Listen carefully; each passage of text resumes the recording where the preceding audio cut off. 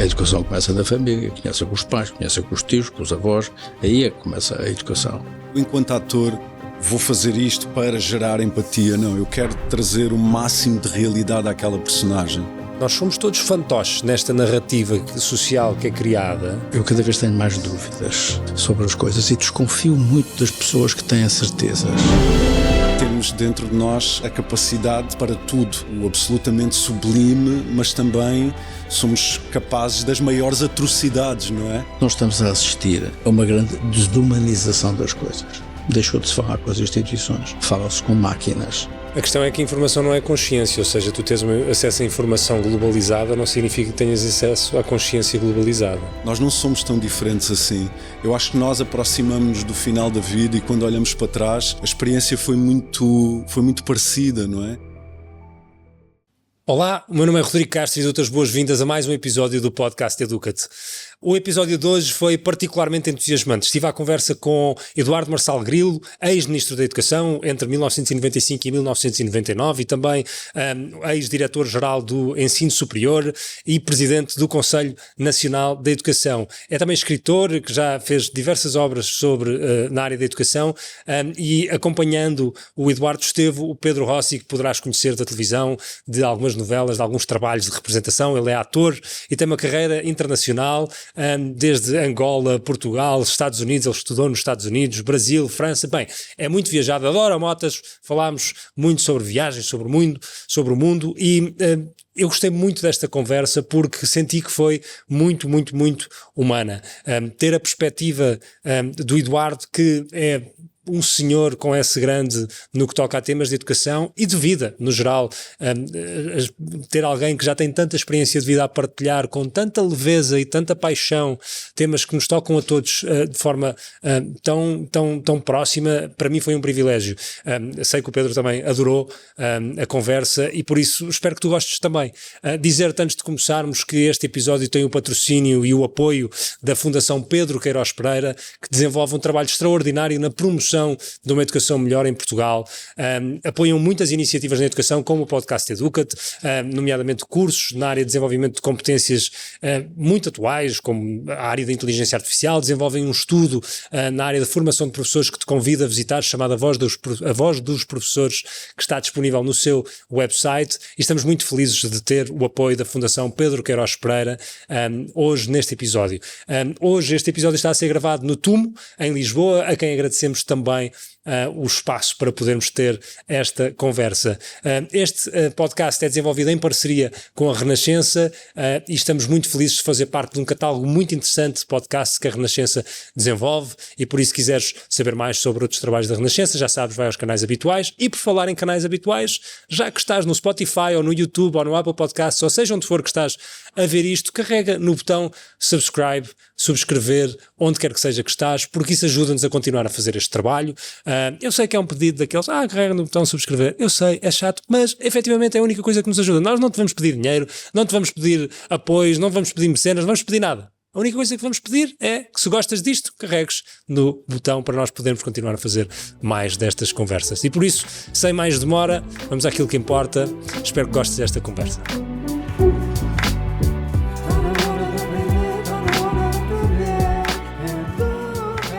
Então podemos já mergulhar tipo em andamento. Começamos. Podemos mergulhar, já entramos assim. Eu uma vez entrei numa escola, e, quando estava no governo, entrei numa escola e estava um recreio, estavam os miúdos todos, estava uma série de raparigas, e eu cheguei para uma delas, agarrei-lhe assim no rabo de cavalo, puxei-lhe o rabo de cavalo e disse assim: tu em que ano andas? E ela diz-me assim: eu sou professora de português. e eu fiquei... Como é que se recupera disso? Não. Isso foi cá em Portugal? Sim. Foi cá em Portugal. Porque eu não distinguia -me. Eu tinha, claro. Tinha 22 ou 23 anos, as outras tinham 17 ou 16, portanto, para mim era tudo igual. Tu estavas a dizer que nasceste em Angola, vieste para cá cedo. Eu nasci em 78, em Luanda, na maternidade Augusto Ngangula, eu falo sobre isto porque eu vejo hoje em dia que muitos dos meus amigos da minha geração nasceram na mesma maternidade que eu, exatamente a mesma, não é? E vim para Portugal em 1980 com os meus avós, com os meus tios, com a minha mãe também. Depois a minha mãe acaba por voltar para Angola, porque ela foi mãe muito nova, foi mãe com 15 anos e de repente tem um filho para sustentar, não é? E quando nós fizemos esse movimento de vir para Portugal, ela tentou arranjar um emprego, mas com aquela idade, não é? Não conseguiu, 17 anos, então optou por voltar para Angola, o que fez com que eu, todos os anos, fizesse, não é, a viagem até à cidade de Luanda, não é? O que foi ótimo, porque... Mas tu ficaste? Eu fiquei com os meus avós, mas com uma presença muito próxima com a minha mãe, até porque ela foi trabalhar para a TAG, que é a companhia aérea, o que possibilitava as viagens dela cá e as minhas lá, não é? Portanto, eu tive sempre os dois mundos muito presentes na minha vida, Portugal e Angola, não é? Sim. Como é que era esse binómio cultural e social? Porque imagino que estamos a falar de 1980, sensivelmente, não é? Década de 80. Sim, a realidade, para cá. se hoje é diferente, na altura se calhar ainda era mais notória, ou não? Quer social dizer, e culturalmente, ou seja... É inegável, não é, que nós entramos aqui num novo mundo, não é? Acho que a tecnologia veio impulsionar tudo isso, não é?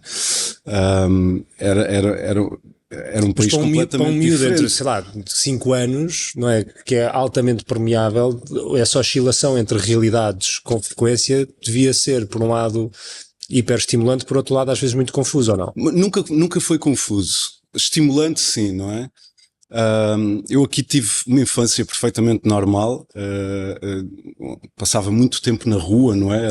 Ou seja, nós passávamos realmente muito tempo na rua, o movimento era oposto, não é? Os nossos pais tinham que nos chamar, não é? E gritar pelo nosso nome para nós virmos para casa, e hoje em dia eu sinto que há pais que tentam quase que empurrar os filhos, não é? Empurrar para a rua, não é? Para largarem a tecnologia e os telefones e tudo mais.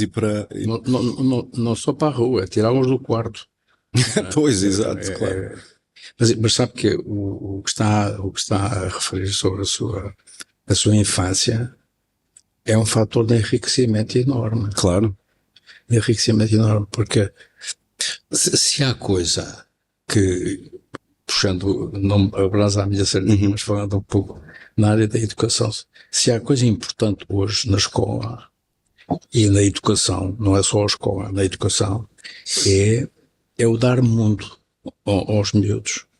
É os miúdos perceberem que o mundo não é aquela coisa em que eles vivem, nem a internet, não é? Porque eles hoje veem o mundo muito através das redes sociais, da internet, dos TikToks, desta atrapalhada toda em que estão envolvidos.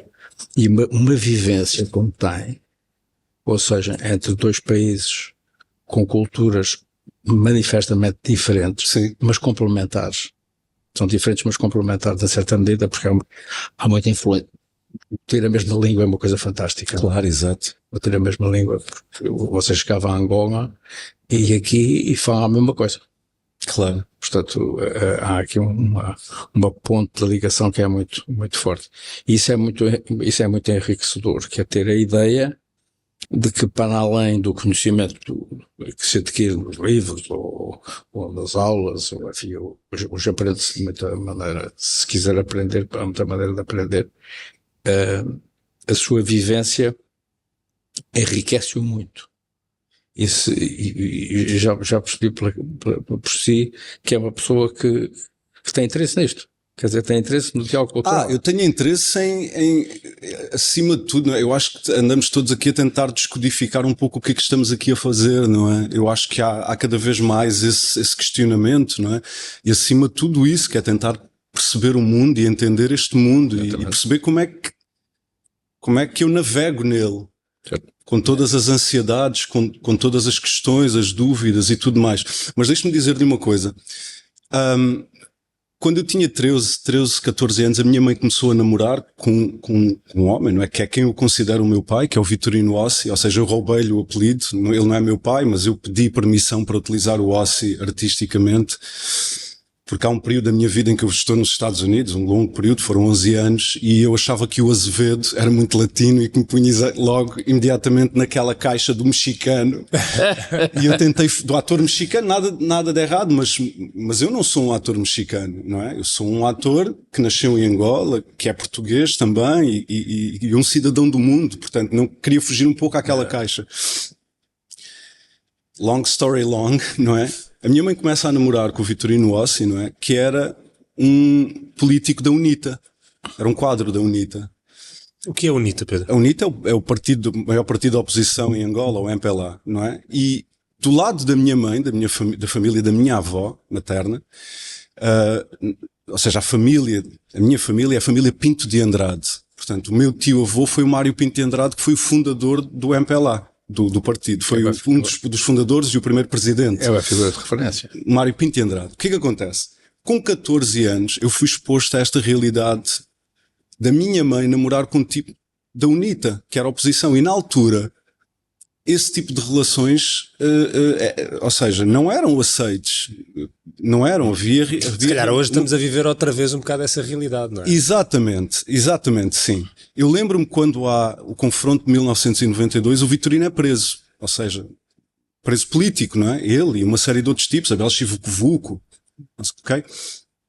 E a minha mãe deu-me na altura uma grande lição, talvez uma das maiores lições que eu recebi na minha vida mesmo. Ela tinha começado o relacionamento dela há pouco tempo e pegava em mim e na minha irmã e levava-nos ao MINDEF, que era onde eles estavam presos, era onde estavam os presos políticos da UNITA, e fazíamos as refeições com ele. Naquela altura, demonstrar-se esse tipo de proximidade com um membro da UNITA ou com alguém ligado à UNITA, ou seja, tinha consequências graves. Mas ela deu uma grande lição, que foi realmente esta coisa de que nós nunca abandonamos os nossos amigos. Acima de tudo, não é? Era namorado, depois tiveram um relacionamento de muitos anos, mas recebi uma lição muito valiosa logo ali, não é? Ainda um garoto. Portanto, sim, acho que toda esta vida me enriqueceu, não é? Porque me permitiu ver várias perspectivas da coisa, não é? Sim, dá a sensação que hoje os valores, por exemplo, esta é uma conversa que está muito presente agora nas últimas 2 semanas da minha vida por algum motivo, ou melhor, por alguns motivos, mas que tem a ver com este questionamento sobre aquilo que é o compromisso que nós estamos dispostos a fazer hoje. Não é? O Eduardo estava a dizer, tirar os miúdos não é de casa, é do quarto. Parece que os valores que há 40 anos, 30 anos, que eram coisas dadas, adquiridas, tipo isso, o valor do compromisso com uma relação com alguém, o valor do compromisso da amizade, o valor do estar na rua, o valor de conhecer o mundo, de alguma maneira expandirmos os nossos horizontes. Hoje em dia, tudo isso é posto muito em causa. Não, quer dizer, no fundo, a questão dos valores é uma das questões fundamentais que se coloca ao nível da educação. Não é ao nível da escola, é ao nível da educação. Também se põe ao nível da escola. Qual é a diferença? É que a educação começa em casa. A educação começa na família, começa com os pais, começa com os tios, com os avós, aí é que começa a educação. E quem conduz a educação, ou melhor, quem deve conduzir a educação é a família. É na minha opinião, a escola complementa. Em relação aos valores, quando nós hoje falamos de valores, de que é que nós falamos? Falamos do sentido ético, sentimos do respeito pela verdade, o respeito pelos outros. O respeito pelos outros é talvez um dos aspectos fundamentais, que é respeitar os outros em tudo. Na ideologia, na religião, na etnia, na cultura, na língua. Isso é uma regra fundamental, que não tem a ver com os aspectos apenas religiosos. Nós hoje falamos muito da tolerância religiosa, há muito mais do que tolerância religiosa. Depois há a questão da solidariedade. Falou na amizade. Eu sou um grande admirador do Erasmo. E o Erasmo assentava a sua grande parte daquilo que escreveu, porque essencialmente o que fez foi escrever em latim, aliás, é a amizade e a paz. A amizade e a paz. E a amizade é um valor em si mesmo, que nós nos arriscamos um pouco a perder, porque nós estamos a assistir a uma grande desumanização das coisas. Aqui é que eu chamo de desumanização das coisas. Por exemplo, vocês hoje contactam uma instituição qualquer. Vocês não falam com a instituição. Deixou de se falar com as instituições. Fala-se com máquinas. É todo um processo, pois, exato. Tipo que diz, se quiser um carrega no 1, se quiser coisa carrega no 2, se quiser o 1 se carrega no 3, depois fala com uma máquina pergunta-lhe, diga em poucas palavras aquilo que pretende. Isto é horrível. Isto, da minha perspectiva, é uma desumanização da relação. E esta desumanização, que tem muito a ver com a educação, esta desumanização hoje atinge níveis em áreas que nós não imaginávamos. Por exemplo, no contacto com os médicos, na medicina. Uma das tendências a que nós estamos a assistir é o médico praticamente não nos vê. O médico não nos vê. O médico pede os exames e vai-se ao médico e o médico olha para o computador. Porque no computador tem o resultado da ecografia, da tomografia, da radiografia, dos valores da análise do sangue, da análise da urina, dos exames não sei de quê, não sei o que mais. E aquele contacto das pessoas, aquela coisa que é nós relacionarmos-nos, isto está a desaparecer. E os miúdos, agora estou a falar de quem está em idade escolar, eu acho que nós estamos todos em idade escolar sempre, não é? Eu acho que a gente tem que estudar até ao fim. Não é muito a característica dos portugueses. Eu não sei se vocês se recordam, aqui há uns anos, nos anos 90, fez-se um levantamento, se calhar já se fizeram vários depois disso, mas lembro-me deste, em que se perguntava aos inquiridos se gostavam de aprender mais alguma coisa. E 50% dos respondentes disseram que não queriam aprender mais nada. Eu acho que isto é gravíssimo. Uma pessoa que porque diz... a experiência provavelmente não terá sido muito boa, não é? No que diz respeito ao processo de educação, não é? Nem toda a gente teve uma experiência feliz na escola. Então eu acho que para algumas pessoas é tipo, ok, chega, acabou. Não... É quase traumatizante. Exatamente. Pedro, não se aprende só na escola. A gente está a aprender todos os dias. Claro que assim, sim. Nós estamos aqui rodeados de livros, por exemplo, com estes livros que estão aqui, só estes livros que aqui estão, que são 7 ou 8, só com isto aprende-se imenso. Um tipo leia isto, aprende imenso, está aqui. E acho que há outra, ou seja, eu acho que qualquer livro tem o potencial para nos ensinar, mas particularmente um bom conjunto de livros tem o potencial para mudar a nossa vida. Claro. Eu acho que qualquer pessoa que lesse estes livros todos que estão aqui em cima da mesa ganharia anos de vida académica, entre aspas, intelectualmente ou espiritualmente ou emocionalmente, porque efetivamente estes livros são meus, são coisas que eu li, que eu gosto, e que todos eles trazem um bocadinho de coisas diferentes, não é? Eu acho que é isso que e é curioso, porque os autores podem entrar nesse campo das relações também, não é? Sei lá, os professores, os amigos, a família, têm todos eles um potencial para nos ajudar a aprender alguma coisa. Mas quando nós encontramos na relação com um nome que está num livro, alguém com quem nós podemos ser próximos também e dialogar com ele, nós ganhamos uma outra textura sobre aquilo que é aprender com... E by the way, eu não sou um tipo Tens um belo livro na mão agora. E por exemplo, este livro é um livro que eu nunca li de ponta a ponta, porque não é um livro que está escrito para isso. Isto é as Meditações de Marco Aurélio. Exato. Isto é tipo um irmão mais velho ou um tio com quem tu conversas um gajo de abre o livro, não é? E vai só ouvir uma coisa qualquer que o tipo pensou, sei lá, não é? Se tens um olho aguçado, diz o provérbio, então mantém um olhar aguçado para ver se o curso da coisa e o teu julgamento é adequado. Pronto, agora fazes com isto o que tu quiseres, né? Eu acho que o lado mais interessante deste livro é que isto foi escrito há 2000.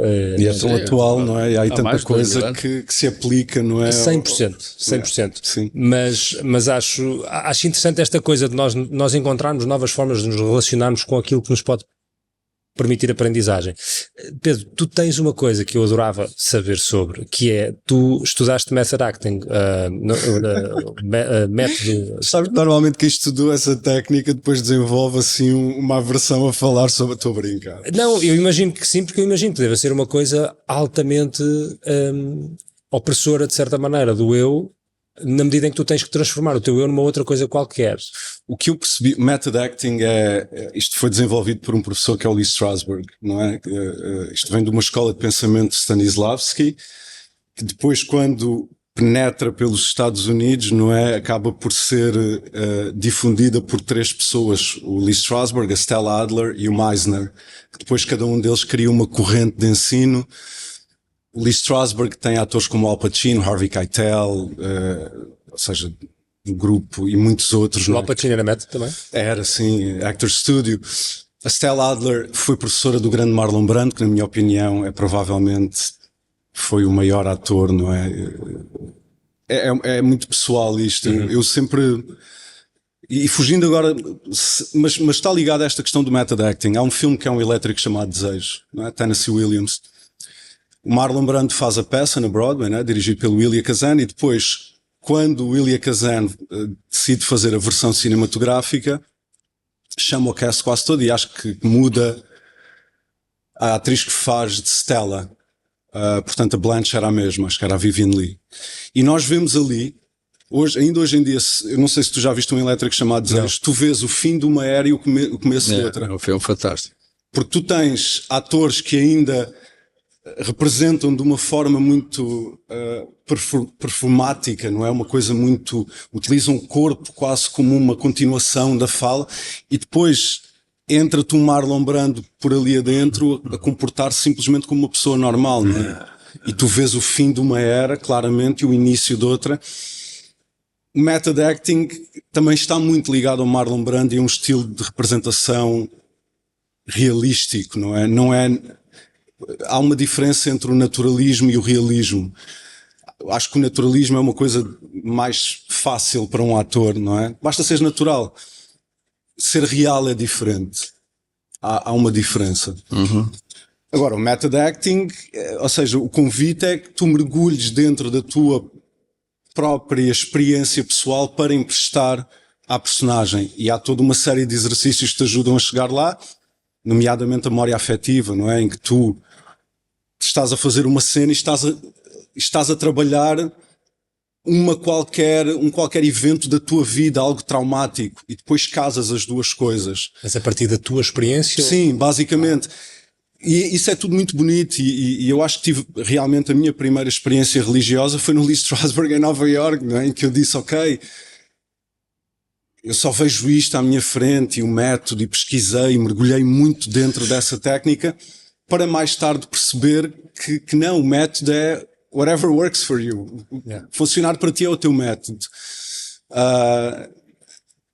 Eu sou muito grato por tudo o que aprendi com essa técnica, e agora dou aulas de teatro, comecei recentemente a um grupo de jovens, e vou buscar determinados exercícios, não é, que eu acho, mas nunca fecharia, não é, o spectrum de um ator ao método, não é? A Stella Adler falava muito na imaginação, não é?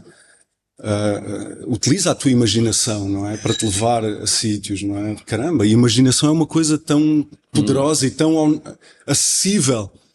Portanto, eu acho que o método é um pouco redutor nesse sentido, em que te leva para dentro de ti, passas a ser tu e os teus problemas, e é uma coisa muito, não é?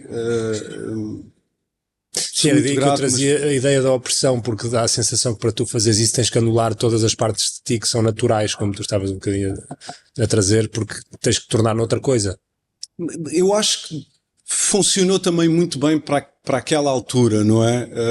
Havia uma série de histórias que estavam a ser contadas na altura, e eu acho que aquela técnica funcionava muito bem, não é? Casava muito bem, por exemplo, com as narrativas de Tennessee Williams. Eu não sei se hoje em dia... Não sei. Obrigado pela tua pergunta, e permitiste-me voltar aqui um pouco atrás no tempo, e é sempre bom, não é? Porque eu fui muito feliz em Nova York e no Strasberg, e vivi realmente ali durante um tempo mergulhei muito dentro da técnica mas hoje em dia, não é? Eu acho que o ator pode seguir outros caminhos que não esse. Basicamente é aí que eu quero chegar, estás a perceber? Eduardo, surge uma ponte aqui com a sua experiência. Nós estamos aqui à conversa, não é? Como se nada fosse, como se estivéssemos à frente, como se estivéssemos à mesa de café, e ainda bem que assim é, mas o Eduardo tem uma experiência que acho que poucas pessoas deste planeta têm acesso a ter, não é? Foi Ministro da Educação, esteve à frente de uma fundação, não é? Como a Gulbenkian, que é gigante em termos de impacto, em termos de trabalho, trabalhou, como disse, com inúmeras geografias em desenvolvimento, e sabemos que esse tipo de papéis nos obrigam muitas vezes a assumirmos nós próprios um papel. Um bocadinho aqui como o Pedro estava a explicar no trabalho de um ator de método. Isto alguma vez sentiu isto? Teve que representar também um papel para chegar a essas posições? Conseguiu manter-se sempre fiel?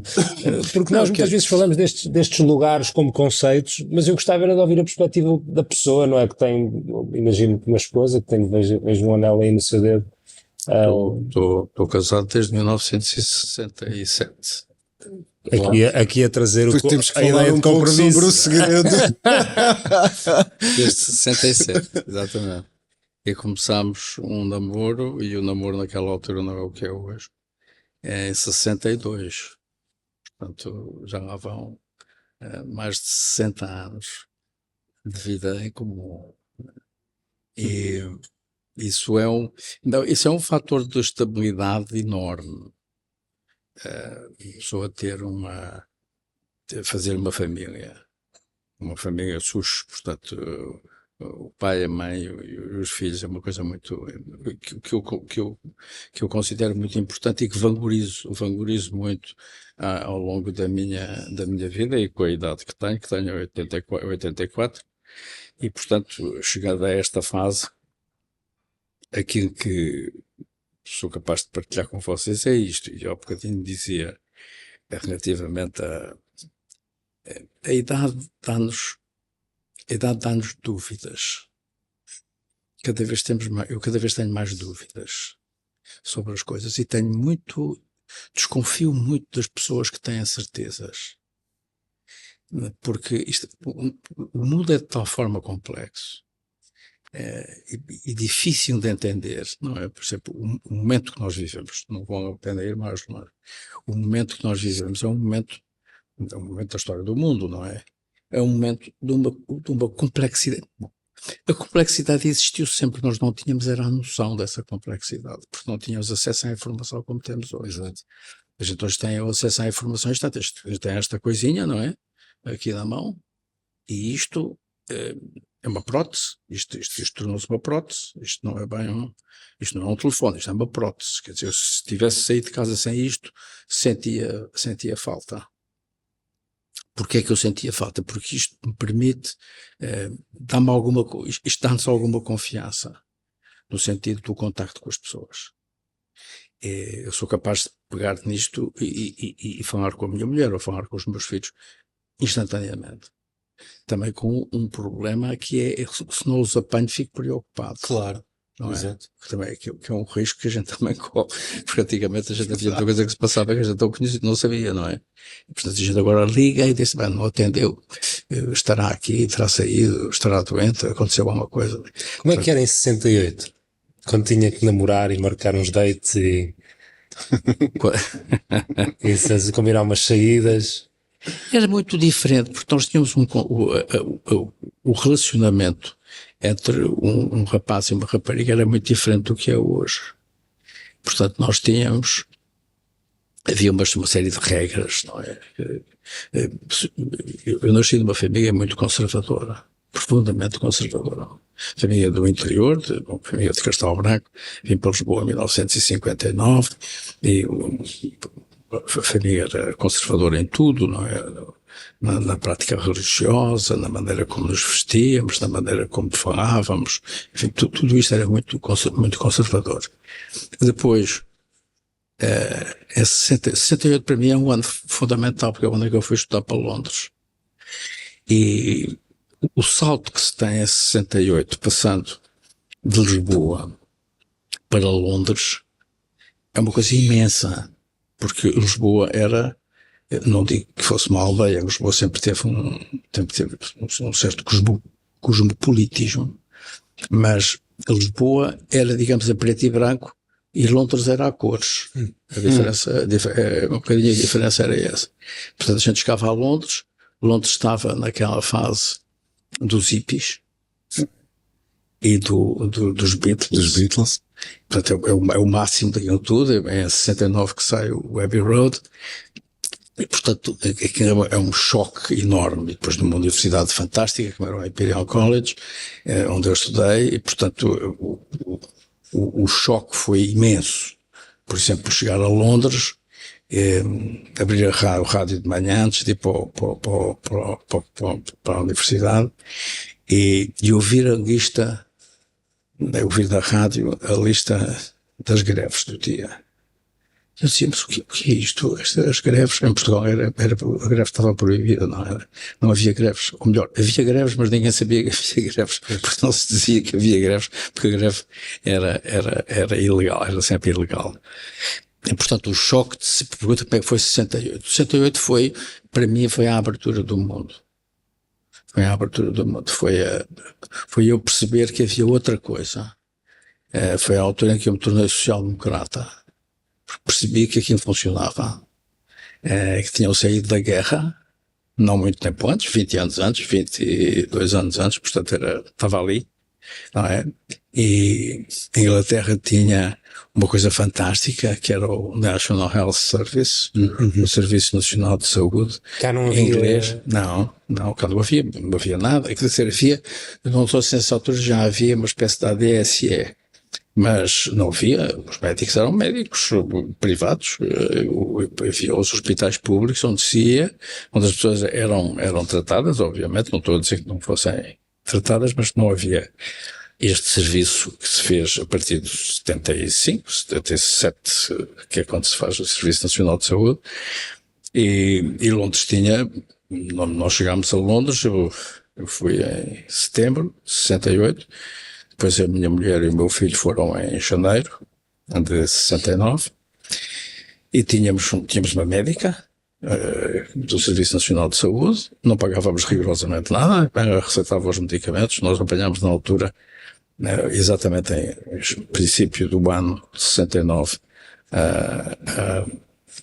a Hong Kong Flu, que foi uma gripe que foi depois uma epidemia grande na Europa e que nós apanhámos e pronto, fomos tratados, tudo aquilo correu como...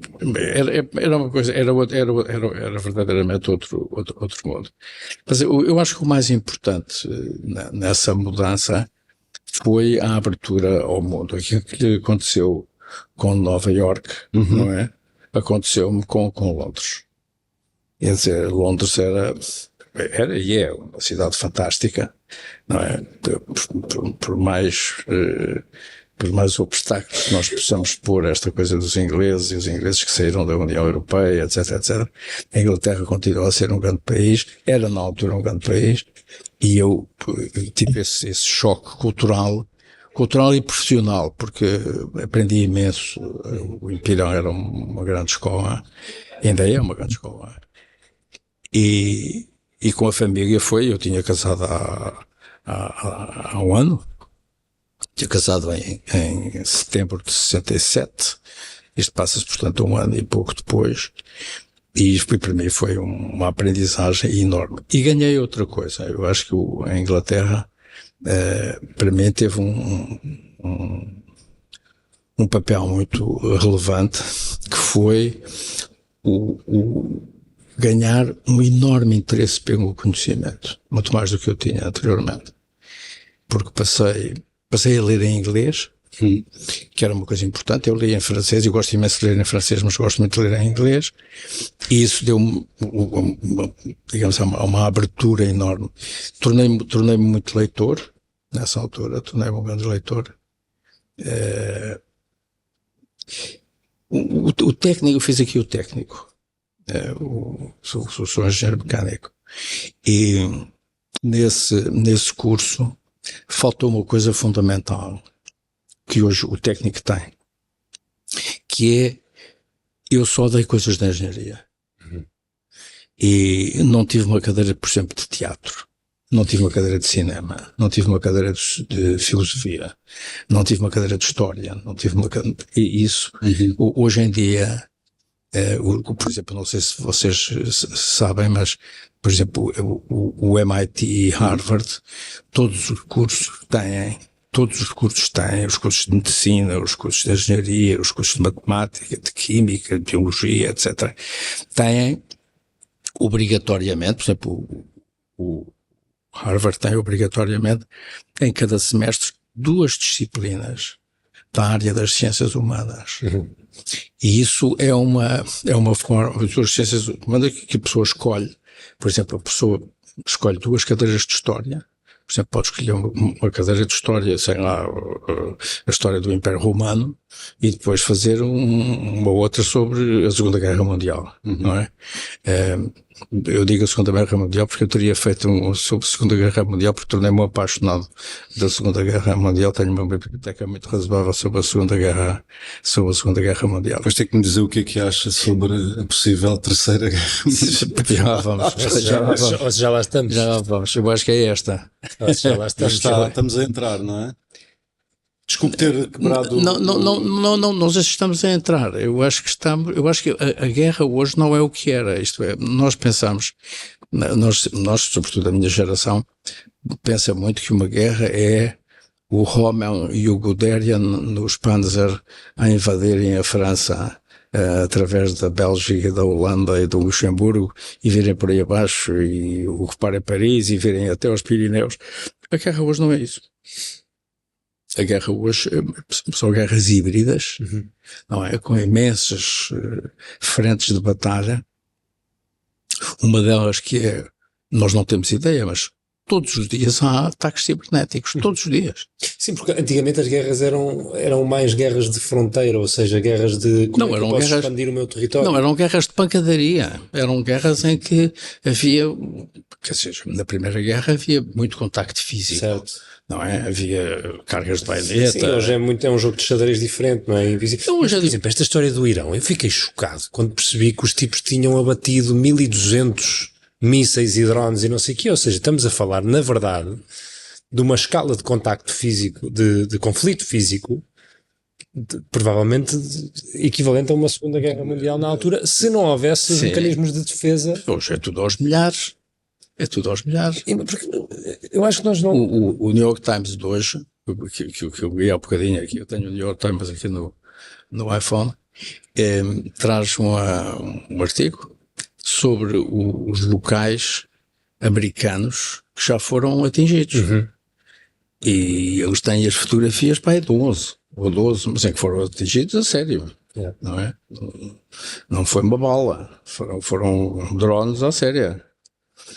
Ou seja, nós estamos a assistir a uma troca de tecnologias, não é? Quer dizer, os drones de uns, os drones de outros, os antidrones de uns, os antidrones de outros, tudo aquilo tem a ver com o desenvolvimento, por um lado tecnológico e por outro com a capacidade de produção. Eu tenho a ideia de que estes conflitos, nós temos a assistir a vários conflitos, não é? E sobretudo a uma situação de uma complexidade enorme. É muito difícil. Eu ontem estive numa conversa com várias pessoas na hora do almoço, uma espécie de uma tertúlia, em que se falou muito sobre isto, em que estava um especialista em coisas militares, que eu não sou, obviamente, e percebi que havia um jornalista americano ali nos anos 50 que dizia o seguinte, as questões complexas têm todas uma resposta simples e direta, mas completamente errada. Que eu quando ouço alguns comentadores com imensas certezas e dizer aconteceu isto e vai acontecer aquilo, isto normalmente é um tiro completamente ao lado, não é? Porque as questões complexas não têm respostas simples, têm respostas muito complexas. E eu acho que esta situação é de uma complexidade, e o Médio Oriente é de uma complexidade enorme, do ponto de vista, mesmo do ponto de vista cultural. Os países são muito diferentes. Nós falamos, os países do Golfo não são todos iguais. Não, eu não conheço todos, mas conheço alguns. Conheço bem dois bastante bem, conheço muito bem o Oman, conheço bem o Abu Dhabi, não é propriamente todos os Emirados, mas esse Emirados conheço razoavelmente bem, o Abu Dhabi, e o Qatar de uma forma mais colateral. E há grandes diferenças aqui nos comportamentos, na sua religiosidade, no grau que tem de maior ou menor tolerância. Portanto, são situações de uma enorme complexidade. Em relação a esta questão do Irão, a mim parece-me que quando se diz o conflito começou por causa disto, não, o conflito começou por 1, 2, 3, 4, 5 argumentos diferentes. Não é? Aliás, os americanos têm tido alguma dificuldade em explicar porque é que iniciaram, porque é que houve o início, porque é que dispararam, porque é que fizeram estes ataques, não é? A teoria da conspiração diz tudo tem a ver com o Epstein. Que me parece, parece muito válido. É uma das... Parece muito válido. É certamente. Sabes que as pesquisas caíram 90 e tal %, não é? É certamente, claro, mas Pedro, é certamente da Venezuela, é certamente um fator. Claro. Não é o fator. Dizer, foi por causa do Epstein. Não.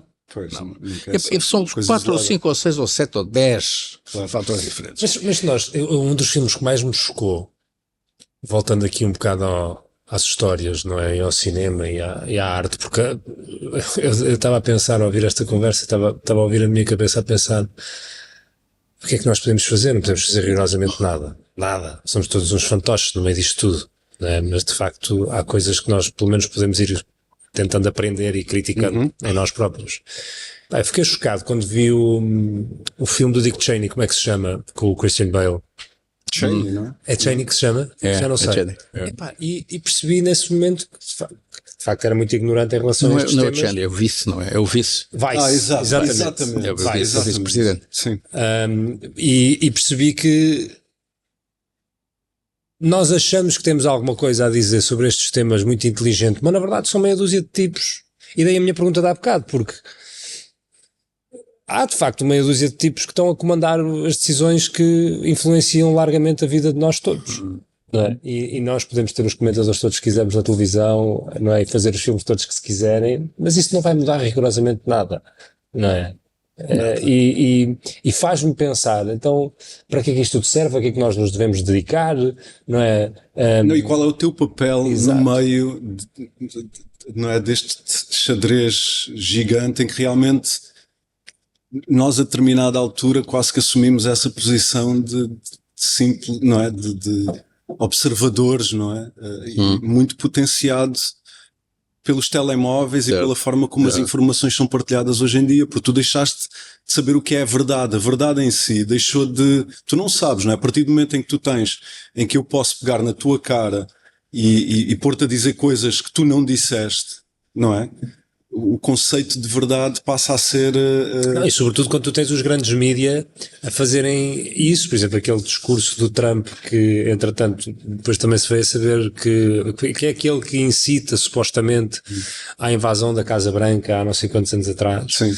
Que o discurso que acho que não sei se é... Já não sei qual foi o canal nos Estados Unidos se era pró-Trump seria a Fox, não é? Já não sei se foi a Fox ou se foi a CNN, já não sei qual foi, mas houve um que publicou um vídeo em que o gajo dizia qualquer coisa do estilo, pá, bora, mandem-se lá para dentro, utilizem a vossa força.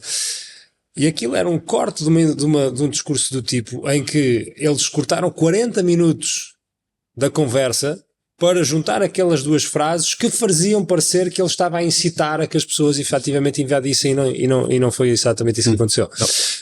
E por isso sim, nós somos todos fantoches nesta narrativa social que é criada, e daí o meu interesse há bocado não é perguntar como é que é estar nessas posições de poder em que efetivamente se tomam decisões, mas há um jogo. Isto há um jogo, não é? Não, a ideia de poder é sempre uma coisa muito relativa. Quer dizer, quando se diz, por exemplo, quando se pensa em Portugal que o ministro tem um grande poder, tem um poder muito relativo. Isso era o meu outro dia, muito relativo. Tem que ser um especialista em comunicação.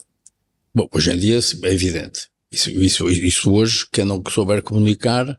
Não, ou seja, não tem que ser especialista, por exemplo, na educação não tem que ser especialista em educação, tem que ser especialista em gerir diálogos sobre educação, porque muita coisa que faz, passa o seu dia a ir às escolas, a cortar fitas e não sei o quê. O especialista, o que é um especialista? Eu quando vejo... Eu vejo muito pouco a televisão, mas vejo o suficiente para poder dizer isto. Aparece um comentador qualquer, é um especialista em política externa, um especialista em assuntos militares, quer dizer, sabem umas coisas.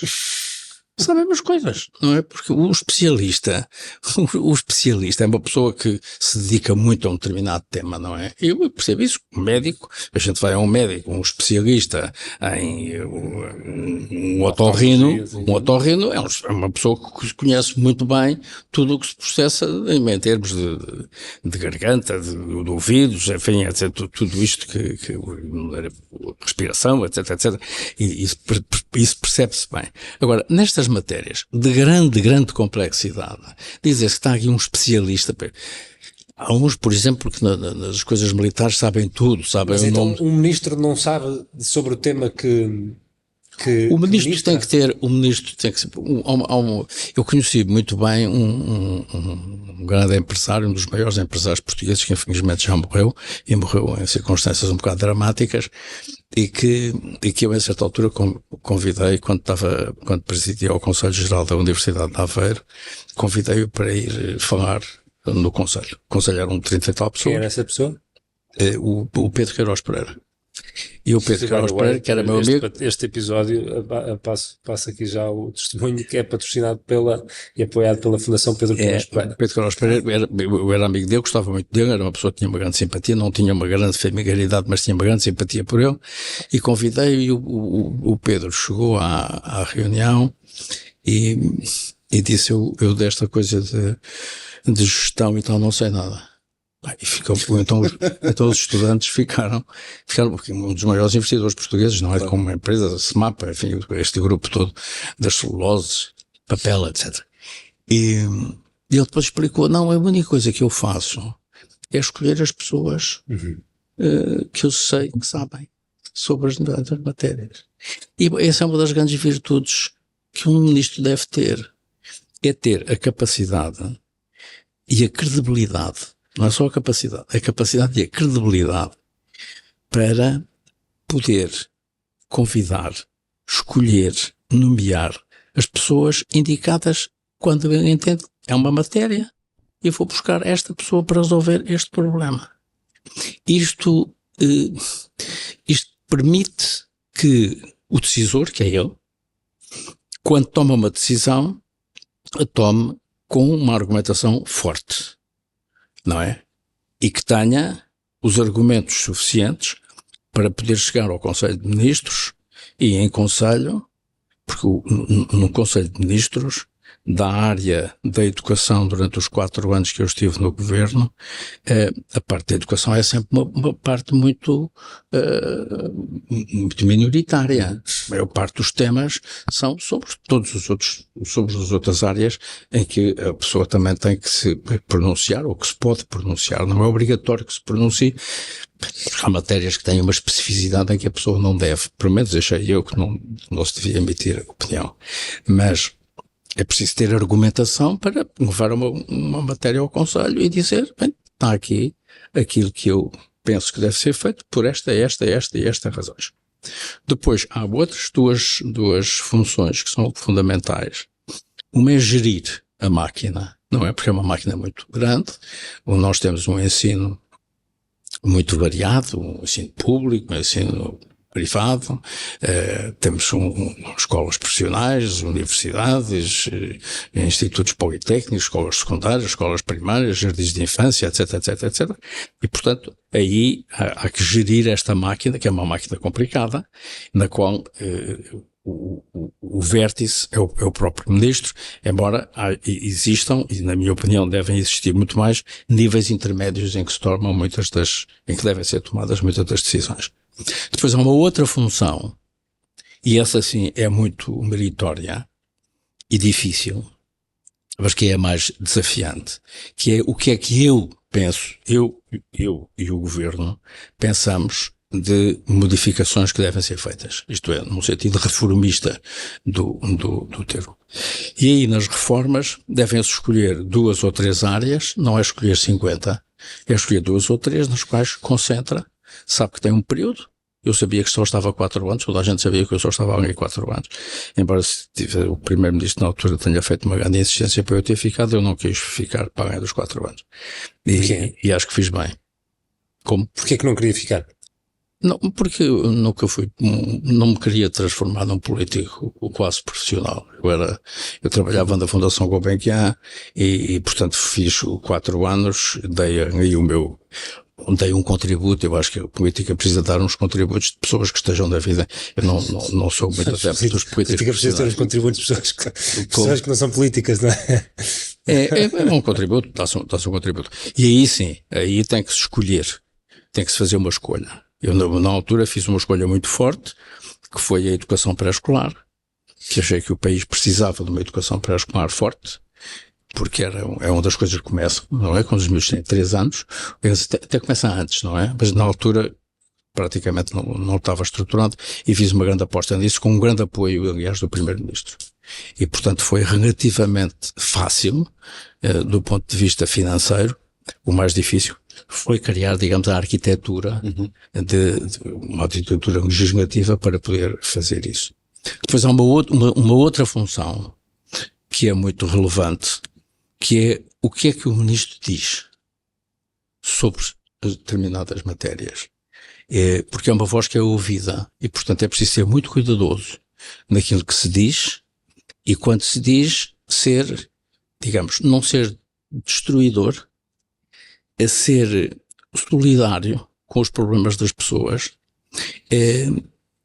assentar as posições que se tomam em valores, na verdade, na solidariedade, no sentido ético, isto é, de forma a que aquilo que diz seja não só entendido, mas seja aceito como bom senso, equilibrado, não criar problemas para além daqueles que já existem. Porque muitas vezes os ministros dizem coisas, não só aqui, isto não implica crítica a ninguém, eu não gosto muito de fazer críticas, digamos, superficiais, mas as pessoas têm que ser cuidadosas na forma como alimentam ou fazem desaparecer determinados sentimentos. Por exemplo, para exemplificar, não se devem fazer declarações que tirem a esperança às pessoas, porque as pessoas vivem muito da esperança, a esperança de que as coisas possam melhorar. Quer dizer, a ideia me faz muito impressão. Só confirma a ideia que nós de facto somos aqui um bocadinho fantoches de uma narrativa que é criada, não é? Não é uma narrativa que é criada. O estado de espírito que as pessoas têm é fundamental. Eu acho que um ator dava um excelente ministro, então. Mas não tenho a mais pequena dúvida.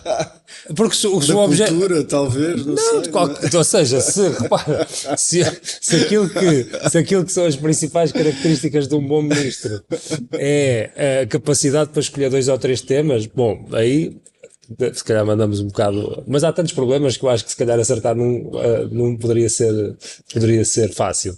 E depois criar narrativas envolventes para dar esperança às pessoas, isso quase que dá a sensação. Eu acho que é preciso dizer 2 coisas, não é? Quer dizer, quando se detecta um problema, há um problema, sucede um problema. A primeira coisa que tem que dizer é, eu conheço o problema. Eu estou em cima do problema, eu estou a acompanhar este problema. E depois tem que lhe dizer o seguinte, eu estou a tentar encontrar uma solução para este problema. E isto é uma forma de dar esperança às pessoas. Depois, se eu resolvo ou não, é outra história. Porque há problemas que não estão na sua mão resolvê-los. Não, e que demoram muito mais do que 4 anos a serem resolvidos. Não é? Eu gostava de lhe fazer uma pergunta em relação ao futuro da educação, porque claramente, não é, este sistema talvez já não funcione. Foi desenhado mais ou menos para a revolução industrial, não é? Ou seja, uma coisa muito estruturada, não é? E hoje em dia, nós, especialmente com as tecnologias e inteligência artificial, como é que isto vai acontecer? Porque se houvesse um crash no sistema de educação, será que se nós tivéssemos que reconstruir seria igual? Eu Não. acho que, a sua pergunta é a pergunta que nós fazemos todos hoje em dia uns aos outros. Porque eu tenho pensado imenso nisso, não é? Que é, E tu foste agora, estavas a dizer que estás a dar aulas, né? Ou seja, estás a ser professor também, porque provavelmente este é um tema que a ti te interessa pessoalmente no teu desenvolvimento, ou não? Porque Não, claro que sim, até porque eu consigo ver, não é, que já não se aplica, porque era muito baseado na memorização, não é? Tu hoje tens uma máquina que é infinitamente mais rápida do que tu a resolver equações muito complicadas, não é? Portanto, eu acho que há aqui uma dimensão de criatividade que tem que ser implementada no, não é? Pedro, de pensamento crítico, não é? Isso não é de agora, mas cada vez mais, não é? Pedro, eu acho que quando se diz como é que vai ser a educação no futuro, aqui, neste edifício onde nós estamos, há uma escola chamada Escola 42, que funciona aqui, que tem como diretor o Pedro Santa Clara, que é meu amigo e que eu conheço muito bem e por quem tenho uma grande admiração e que acho que é um tipo formidável, em que a escola não tem professores. Cada um tem um computador, há um programa e cada um progride de acordo com o seu ritmo e com o programa em que ele colabora. Então a interação é feita com um programa. E que é feita com o programa. E ele vai por desafios, e ele ou seja, vai os tipos progredindo. têm missões que têm que realizar e nessas missões eles vão progredindo em termos da aprendizagem. Exatamente. Bom, mas sabe, deve haver hoje em dia dezenas de métodos diferentes. A ideia que eu tenho é que isto vai no fundo coexistir, por exemplo, com aulas clássicas.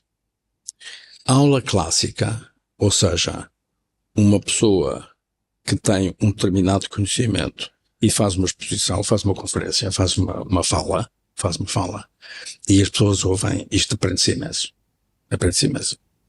Portanto, eu acho que nós vamos ter um ensino. Eu outro dia, já há uns anos, no técnico, fiz uma fala qualquer e houve um estudante que me disse: isso que você está a dizer é muito interessante, mas isso daqui para uns tempos nós só aprendemos com os computadores e com equipamentos. E eu disse-lhe: não, você não vai só aprender com os equipamentos, você vai aprender das formas mais diversas. Porque quando se lê um livro, aprende-se imenso. Agora falo de um romance. Lê-se um romance qualquer, aprende-se imenso. Vê-se um filme da Netflix, aprende-se imenso. Ou seja, a ideia de que o aprender é uma coisa em que tem que haver um professor sentado numa cadeira e uns alunos sentados numas carteiras em frente e um papel para escrever, e que antigamente com um quadro preto que nós tínhamos umas lousas que existiam que a gente escrevia com um giz. Isso desapareceu, mas todos estes métodos de aprendizagem, a leitura, o filme, a conferência, a aula clássica, o computador, o telemóvel, tudo isto são formas de aprendizagem. Agora, como é que isto se combina tudo? Esse é o desafio. O desafio é como é que se utiliza, por exemplo, o ChatGPT. Toda a gente utiliza o ChatGPT hoje em dia. Porquê? Porque o ChatGPT tem uma dose de informação que não há cabeça nenhuma que possa ter. Tu como ator utilizas de alguma maneira a AI? Não. Eu estou neste momento eu vou começar um projeto em breve e isto é um pouco do meu processo, que é a partir do momento em que eu sei que vou trabalhar uma personagem dentro de uma narrativa, o meu nível de atenção expande. Eu acho que é consciente, não é? Porque de repente eu estou a olhar para ti e há algo na tua fisicalidade que me pode ser útil. Ou seja, não sei se acaba por ser uma coisa muito mais sensorial do que propriamente ir à procura de Saber. se eu tiver que fazer uma pesquisa sobre um determinado tempo, uma geografia, aí sim tu fazes a pergunta, mas depois acaba por não ter muita utilidade para um ator, não é? Continua a ser um processo muito visual, muito auditivo, a construção de uma personagem, não é? Para a pesquisa, sim, não é? Tu tens muita informação online, sobretudo. Esta coisa do ChatGPT é interessante porque a sensação que me dá, não é? Que aquilo é consciência global, não é? Condensada ali, ou seja, toda a informação que foi acumulada por nós até hoje está ali, não é? A questão é que a informação não é consciência, ou seja, tu tens acesso à informação globalizada não significa que tenhas acesso à consciência globalizada. Eu acho que essa é a grande dicotomia que muitas vezes entra na discussão e quem sabe sobre o tema tecnicamente poderá imediatamente dizer que não tem consciência, porque na verdade aquilo são bits e bytes, não é? São zeros e uns que atuam com base em lógica e em raciocínio e em fontes de dados e de informação, nomeadamente tudo aquilo que está disponível na internet. E depois aprende sobre isso, mas efetivamente nós, e se calhar essa é a grande questão, é nós enquanto seres sentientes não sabemos definir consciência.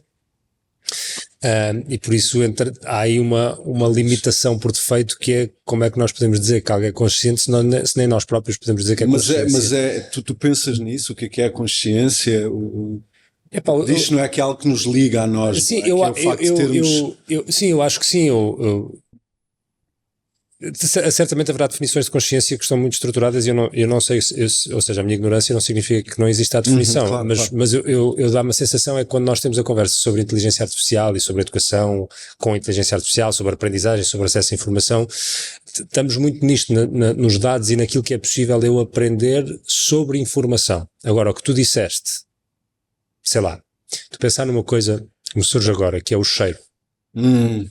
Tu podes-me descrever o cheiro de uma pera madura, apanhada de uma árvore, mas só até eu a cheirar é que eu vou compreender. Claro. Não é? Eu não sei se vocês já fizeram provas de cheiros de vinhos. Não. Eu trabalhei num restaurante de vinhos quando era miúdo e eles tinham uma brincadeira, entre aspas, que faziam nas provas, que era, traziam-te as essências que estão dentro do vinho. Sei lá, às vezes já ouviste alguém dizer, ou aroma frutado, ou frutos tropicais, ou tem canela, ou tem sei lá, folha de louro. E as essências eram separadas e davam-te a cheirar. E aquilo é uma coisa, super frustrante, porque tu estás a sentir um cheiro, sabes que perfeitamente conheces aquilo, mas não sabes identificar o que é. Certo. Ou seja, tu não tens a informação, mas tens a experiência. Exato. E a experiência é inegável. Não relacionas. A experiência é inegável. O Eduardo pode não a compreender, eu posso não saber descrever, tu podes não compreender. Agora, quando me disseram que aquilo era amêndoa com pele, foi tipo, claro que era amêndoa com pele. Tu tens um momento, eu não sei se tu viste o Bom Rebelde. O filme, não é? Robin Williams, escrito pelo Ben Affleck e pelo Matt Damon. Há uma parte do filme em que o Robin Williams, não é? Está a falar com o personagem do Matt Damon, que é um gênio, não é? Matemático. E ele diz, quer dizer, tu provavelmente consegues-me recitar coisas de livros, ou seja, tu tens essa capacidade analítica, não é? E uma capacidade de memorização tremenda, mas tu consegues-me falar sobre a experiência de olhar para a Capela Sistina, não é? E isso casa um pouco aquilo que tu falavas há pouco da canela, da pera, não é? Do cheiro, sim. Eu acho que isso vai fazer muita falta.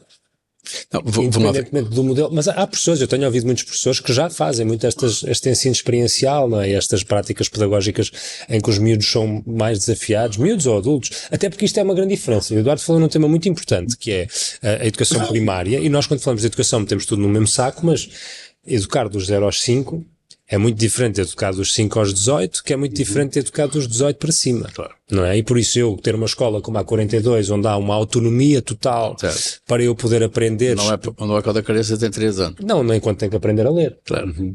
Claro. Não é? Ou tem que aprender a caligrafia para desenvolver a motricidade fina. Claro. Mas por isso é que eu lhe digo que isto é um popurrí de coisas. Porque, pegando o ChatGPT, O ChatGPT, portanto, estas Large Language Model, não é? Como é que se chama? No fundo, tiveram a capacidade de juntar tudo o que se conhece sobre determinados temas. Não é? Está tudo ali. Mas isto só significa que todas as soluções que dali vêm são soluções com a informação que existe. É a informação do passado. Os artistas, os criadores não precisam disto, porque os criadores andam à frente disto. Os criadores, portanto, o criador é um inovador, é alguém que cria uma coisa nova, é uma coisa que fica a saber, uma coisa que lhe sai da cabeça, que lhe sai da sua ideia. E isto reforça uma coisa fundamental, que é a investigação fundamental. O que é a investigação fundamental? A investigação fundamental é o trabalho que o homem faz para responder a uma pergunta. Faz-se uma pergunta de que ninguém sabe a resposta. E vamos à procura da resposta. E vamos à procura da resposta através do aumento do conhecimento. Por exemplo, na área da biologia, ou da biomedicina, por exemplo, que é uma área fundamental e que vai continuar a ter uma expansão extraordinária, é preciso responder a várias perguntas. Os investigadores, o que fazem são perguntas.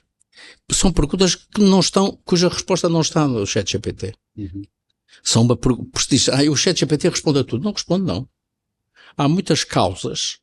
Por isso é que a investigação fundamental é essencial. Por isso é que muitas vezes quando se diz é preciso que o dinheiro que se põe na investigação tenha retorno. A investigação fundamental muitas vezes não tem retorno nenhum. A investigação que o Einstein fez não teve retorno nenhum na altura. A investigação que o Bohr fez relativamente aos átomos não teve retorno nenhum na altura. A própria investigação que foi feita e que esteve na origem das vacinas que nós apanhámos quando foi do Covid e que foram desenvolvidas durante aquele ano e meio, essa investigação não teve retorno na altura. Porque essa investigação não foi feita na altura em que foi feita a vacina, foi feita muito, muito tempo antes e existia um conhecimento solidificado, consolidado, que foi utilizado para fazer as vacinas. Portanto, eu estou a puxar um bocadinho a brasa à minha sardinha, até porque o país tem uma discussão, tem um debate sério sobre esta coisa do retorno da investigação. A investigação fundamental não tem necessariamente que ter, ou seja, não há uma linha de condução direta e contínua entre a investigação fundamental e o retorno económico. Não existe, isto não existe. E isto é muito importante, porque sem investigação fundamental e sem inovação, por exemplo, nas artes, não há progresso. A grande virtude dos artistas, os criadores, no fundo, criadores. O Pedro, no fundo, é um criador, não é? Cria personagens, cria conteúdos, cria narrativas, cria histórias, ou mesmo que não cria uma história, agarra na história e dá-lhe uma volta e torna uma história diferente, não é? Porque é o que vocês no fundo fazem. E isso é um enriquecimento enorme para todos nós. E que depois é partilhado. É partilhado hoje como? Bem, a partilha hoje é feita instantaneamente. Você faz uma coisa na internet e no dia seguinte, quer dizer, minutos depois, tem milhões de pessoas a ver aquilo. Não é? E portanto, há aqui uma relação entre quem cria e quem usufrui da criação que hoje é praticamente instantânea. Tu pensas de alguma maneira no impacto do teu trabalho?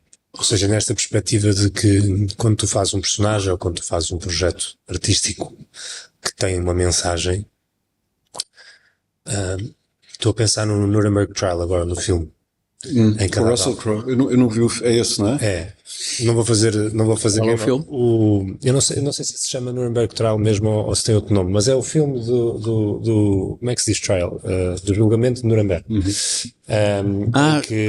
Em que Vi, foi por acaso vi. falha-me o nome agora do tipo, mas é o número 2 lá dos nazis do SS, que é julgado, e mais uns quantos de altas patentes de nazis. E há um momento no filme, há vários momentos no filme. A figura principal é o Göring. Exatamente, o Göring. Que é interpretado pelo Russell Crowe e que faz um papel extraordinário. E uma das coisas que acontece a dada altura é, pelo menos para mim, sem contar a história, é sentes empatia pelo Göring, sentes ternura. E aquilo foi profundamente desconfortável, porque estás a falar do tipo que orquestrou os campos de concentração. Não é bem assim. Mas Não serei especialista nisto, o Eduardo saberá. Mas em relação à empatia, deixa-me dar... desculpa. Não, só para terminar, não me queria alongar, era só mesmo para dizer que aquilo teve um impacto em mim. Ou seja, o teu trabalho, o trabalho de um ator e o trabalho de um realizador ou de um encenador, não sei o que for, com a mensagem que transporta e a forma como transporta essa mensagem, ensina outras pessoas. E a minha pergunta era se tu sentes isso quando estás a fazer o teu trabalho ou não? Eu tenho que ser o mais honesto possível, não é? Porque eu acho que muitas vezes nós estamos nestas posições e queremos, não é? Falar sobre coisas que vão para além de nós, não é? Eu, enquanto ator, eu quero criar algo real acima de tudo. Para além da empatia, não é? Eu não posso pensar no estar... vou fazer isto para gerar empatia. Não, eu quero trazer o máximo de realidade àquela personagem. Não é? E se passar por mostrar o lado mais escuro daquele ser, o meu trabalho vai muito por esse caminho, estás a ver? O não tentar julgar a minha personagem e certamente não tentar pensar como é que isto vai ser recebido, não é? Eu acho que é um erro se nós nos aproximarmos do nosso trabalho dessa forma. Portanto, existe uma coisa que foi escrita por outra pessoa, não são palavras minhas, e eu tenho que tentar pegar naquelas palavras com a informação que eu tenho e dar-lhe o máximo de veracidade possível. Eu já quis mudar o mundo, sabes, a sério, através da minha arte, e já pensei dessa forma. Hoje em dia eu tenho um projeto meu pessoal que eu estou a desenvolver e estou a escrever e a aprender muito sobre a tortura que é escrever, não é? Eu tenho o máximo respeito pelos escritores, porque não é fácil realmente tu sentares-te em frente a um computador ou em frente a ou pegar numa caneta e escrever. Não é fácil o processo de escrita. E com essa minha obra, que eventualmente hei de fazer, é um monólogo, está a ganhar forma, eu vou tentar mudar um pouco o mundo. Um pouco. Porque tem a ver, é quase um pouco daquilo que os meus olhos viram ao longo destes 40 e tal anos, não é? O que me leva também a cada vez mais a acreditar que a experiência é muito próxima. Nós não somos tão diferentes assim. Eu acho que nós aproximamos-nos do final da vida e quando olhamos para trás, a experiência foi muito parecida, não é? Nós não estamos assim tão separados uns dos outros, não é? Acho que as nossas vivências são muito parecidas. E eu quero falar um pouco sobre isso. Agora, Pedro, quando diz que quer que os personagens sejam o mais reais possível, é no sentido de haver muitas pessoas que se identificam com a pessoa, com o personagem? Não, e perceber que também aquilo existe, não é? Por exemplo, a mim é algo que pensar em alguém que molesta crianças é onde, não é? Eu deixo de conseguir racionalizar isso e justificar e ter algum tipo de empatia, não é? Pensar num adulto a abusar sexualmente de uma criança. Mas se eu for contratado para fazer isso, eu tenho que me despir desse julgamento, não é? Mas como é que tu fazes isso? Pois, não é? A cena do Göring que eu estava a trazer é essa, que Sim. há um filme qualquer, de certeza, em que há um violador de crianças e que tu sentes alguma empatia pelo gajo. Claro. E por isso tu, como ator, como é que tu consegues fazer essa viagem mantendo-te a ti Pedro integral? Tu tens, antes de mais, tu tens que acreditar naquilo que estás a dizer, não é? E isso nem sempre é fácil, porque tens que passar para além da justificação, tu tens de deixar de justificar, não é? Ou seja, está escrito, tens de confiar em quem escreveu, na linha condutora da história, e tens que, para já tens de tentar perceber, não é? No caso de um rapist, não é? De alguém tentar perceber o que é que está por trás, não é? Desse tipo de pensamento. Não sei se tu viste o filme O Joker com o Joaquin Phoenix. Eu acho que aquilo é uma bela tentativa de explicar como é que estes vilões se tornam vilões, não é? Aquilo tu vês ali como é que acontecimentos na vida de alguém podem levar esse mesmo alguém a cometer os atos mais tenebrosos, não é? Mas a minha experiência, eu tenho 20 e tal anos de experiência enquanto ator, essas personagens depois acabam também por ser as que mais gozo nos dão a fazer, não é? Não necessariamente os vilões, mas alguém que tem todas essas cores, não é? Porque eu acho que nós temos tudo isso dentro de nós. Há uns dias atrás eu li algo e não quero assassinar aquilo que li, mas era algo do género, não é? Aquele que não sabe que a outra metade da luz é a escuridão, não é? E que Deus é tudo isso, também isso, não me conhece, não é? Basicamente seria Deus a dizer, não é? Que ele tem em si tudo. E eu acho que nós também temos dentro de nós a capacidade para tudo. O absolutamente sublime, mas também somos capazes das maiores atrocidades, não é? E depois tem a ver com a escolha e com o livre-arbítrio, não é? Depende, nós decidimos trilhar para nós. Eu estava a ouvi-lo agora sobre o bem e o mal, no fundo. Há uma figura extraordinária que escreveu imenso e que tem uma obra fantástica, que é a Hannah Arendt. E a Hannah Arendt criou um conceito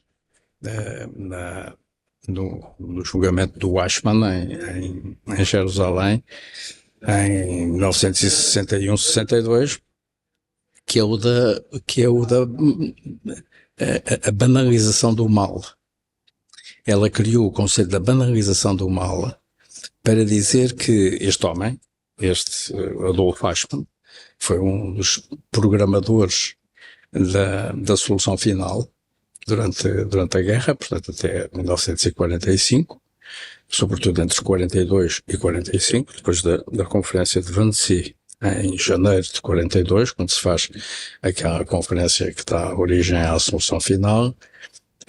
Ela diz: este homem é um homem banal, normalíssimo, que fez a sua vida sempre normal, nunca teve nenhum arrebato de consciência, cumpria com as ordens que lhe davam, a programação, a identificação dos judeus, o transporte dos judeus, a programação dos comboios, que era uma coisa muito complicada. Portanto era um técnico que montou uma operação para matar pessoas. E ele nunca se deve ter dado conta, e por isso é que é a banalização do mal, que é o mal entrou. Aliás, há um outro filme muito interessante, que é aquele há 2 anos, que é passado na casa do diretor do campo de Auschwitz. Não sei se vocês já foram a Auschwitz. Auschwitz Auschwitz em 2 campos. Tem Auschwitz 1 e depois tem o 2, que é Auschwitz-Birkenau, que é 2 quilómetros mais ou menos de distância um do outro. E este filme é o diretor do campo que tem a casa fora do campo, mas em que todo o filme se desenrola com o barulho dos fornos a trabalhar. Permanentemente. E ele vive numa casa com os filhos, há um jardim muito simpático, uma piscina e tal, e ouve-se o barulho permanentemente. É bem uma coisa, é terrível. Não sei se vocês leram o Man's Search for Meaning, né, do Estava a pensar nele Frankl. agora, não está aqui porque emprestei uma amiga, mas é... Não é? Há uma passagem linda, né, que ele diz, se nos perguntarem se é possível sobreviver a isto, eu direi que sim, mas não me perguntem como. Yeah. Sim, eu acho que a cena que mais me ficou desse livro foi a ideia, não é, de que nós temos aquela frase feita, não é? Corpo são, mente são, E lá o gajo traz a ideia contrária, que é mente sã, corpo vivo. Porque ele conta a história de um tipo que diz, passados anos, não é, daquele terror, pá, não consigo mais. E no dia a seguir morreu. Exato. Epá, isso é, não é, fala-se no poder da mente e no poder da crença e no poder, Sim. não é, de nós projetarmos para nós próprios aquilo que dizemos a nós próprios, e esse momento ficou muito marcado. Eu chorei no início ao fim da primeira metade, depois da segunda metade, não é, que ele fala lá da logoterapia, já é uma coisa um bocadinho mais técnica, mas de facto a Segunda Guerra Mundial eu percebo o fascínio, não é, porque talvez seja o tempo na história em que nós somos desafiados Sim, a perceber aquilo que é mais nojento. são limites, não é? Foi quando se ultrapassaram determinados limites, para além daquilo que é uma certa compreensão humana, não é? Porque nós olhamos para o regime, o regime nazi, não é que nós temos aqui a mania do fascismo. O único fascismo que existiu verdadeiramente como fascismo foi o italiano. O regime nazi era muito diferente. O regime nazi é um regime que assentava essencialmente num homem, num partido, numa crença e numa superioridade racial. Não é? Era o fundamental que estava ali em causa. E a importância que se atribuiu à criação de um espaço, de um Lebensraum, não é? Portanto, do espaço vital que a Alemanha precisava para se expandir à custa dos eslavos. Portanto, à custa do leste, daí depois a guerra com a Rússia e aquela mortandade, e, enfim, todo aquele horror,